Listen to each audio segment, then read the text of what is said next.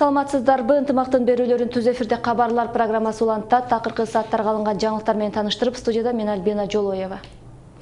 Мурда соттолуп келген адам көчөдө бараткан пенсия жашындагы аялды сабап, зордук көрсөтүүгө аракет кылган. Бул тууралуу Чүй облустук ички иштер башкармалыгынын басма сөз кызматы билдирди. 2 күн мурда Сокулук райондук ички иштер башкармалыгына ооруканага 56 жаштагы аял оор абалда жеткирилгени тууралуу кабар түшкөн. Медиктер аялдын башы жаракат алып, мээси чайкалганын айтышкан. Аталган кылмышка шектүүделип, буга чейин соттолуп келген Чүй облусунун 36 жаштагы тургуну кармалды. Тергөөнүн жүрүшүндө шектүү адамдагы бир кылмышка тиешеси бар экендиги белгилүү болду. Бир нече күн мурда Жаңы Жер айылында ал дагы бир аялга кол салып, зордук көрсөтмөкчү болгон. Аял оор абалда ооруканага жаткырылган. 2 сентябрда Ысык көлдүн Түп районундагы Сары Булак аймагында чек ара режимин бузган 6 казакстандык жаран кармалганын мамлекеттик чек ара кызматы билдирди. Маалыматка ылайык, текшерүү учурунда алардын чек ара аймагында жүрүүгө уруксат берген документтери жок болуп чыккан. Казакстандык жарандар Кыргызстандык административдик жоопкерчиликке тартылды.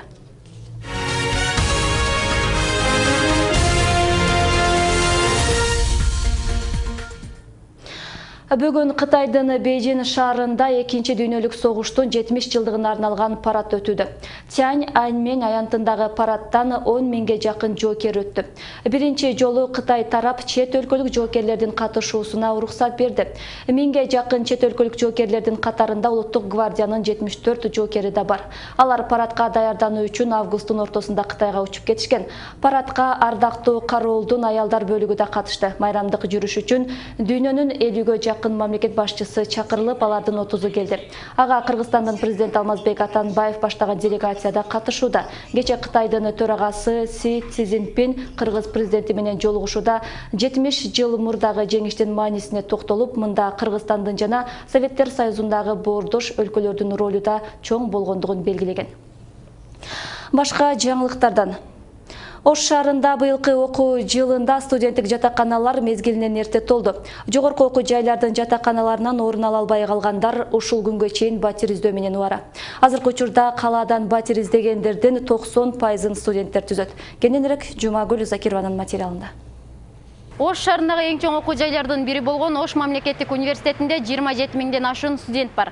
Алардын 10% гана жатакана менен камсыз болгон. Учурда жатаканаларга күнүнө жок дегенде бирден студент кайрылат.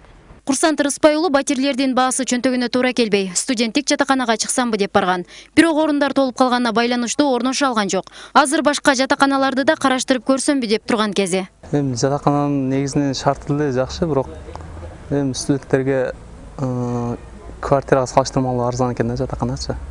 А мен өзү 2 күндөн бери ушу жатаканада место издеп жүрдүм эле. Кеч келип калганыма байланыштуу бул жерде кичине место жок болуп атат да. Мыналар местолор жык толду дейт, бирок эми караштырса чыгып калышы мүмкүн, эми дагы азыр пока жок экен да месточу. Азыр жатаканага кайрылгандардын саны арбын. Кээ бир бөлмөлөргө кошумча керебеттер коюлган. Негизинен алыс жактан келгендер жана биринчи курстун студенттери кабыл алынат. Төлөнүүчү баа окуу жылына 5000 сом. Өткөн жылга салыштырмалуу жатакананын баасы 500 сомго өскөн. Негизинен 4-этажда чет өлкөлүктөр жайгашкан. 92 студент, анан 3-чү кабатыбыз 118 деп кыргыз студенттери үчүн, анан инфак иностранный факультет биринчи ушулар кабыл алынат да.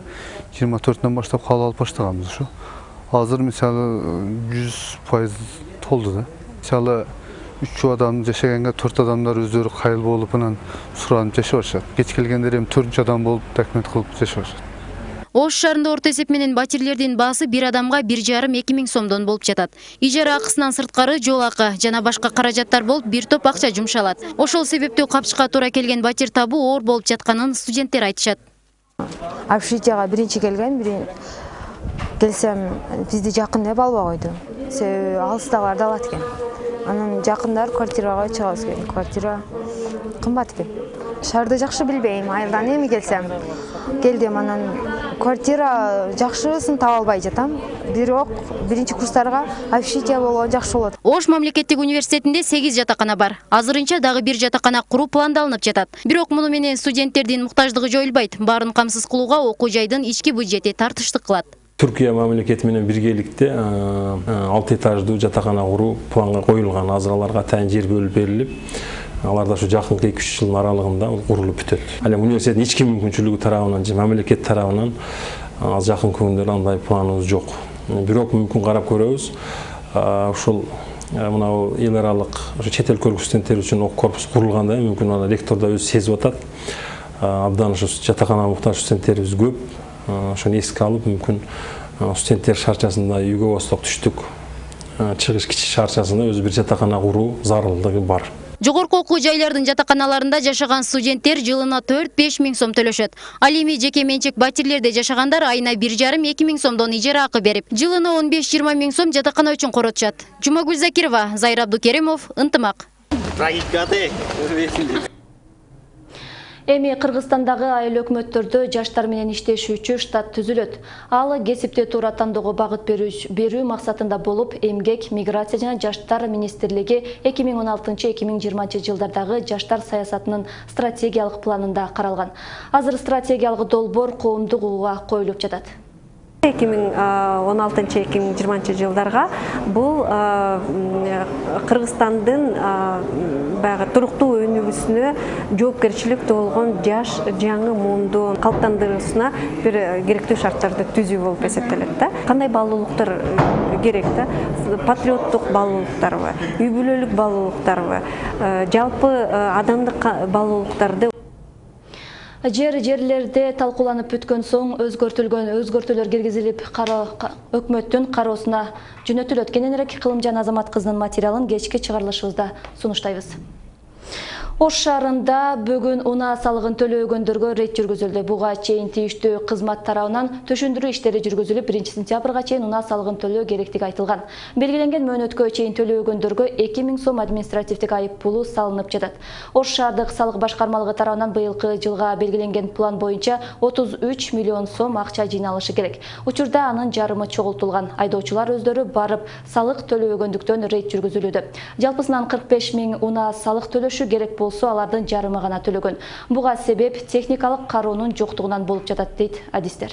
Водительдер бар өздөрү төлөбөйт, мындай кылып бир ай бою август айында бүт массалык маалымат каражаттардын баарынан берилди. Срок уплатасы 1-сентябрга чейин деп. Төлөбөгөндөргө мындай рейд жүргүзүп, ордундан кармап, автомашиналарын штрафной станцияга коебуз. Ал жерден коюлгандан кийин биз налогойго келип, расчетун тапшырып, 2 миң сом штрафын төлөп, андан кийин барат дагы машинасын алып чыгып кетет. Азыр ушундай чараларды колдонуп атабыз. Эми бул иш чара жылдын акырына чейин улана берет. Бул акыркы сааттарга алынган кабарлар болду. Ушул жана башка маалыматтар Ынтымак сайтында да жайгаштырылат. Ынтымак ЧКТ сайты сиздин кызматыңызда.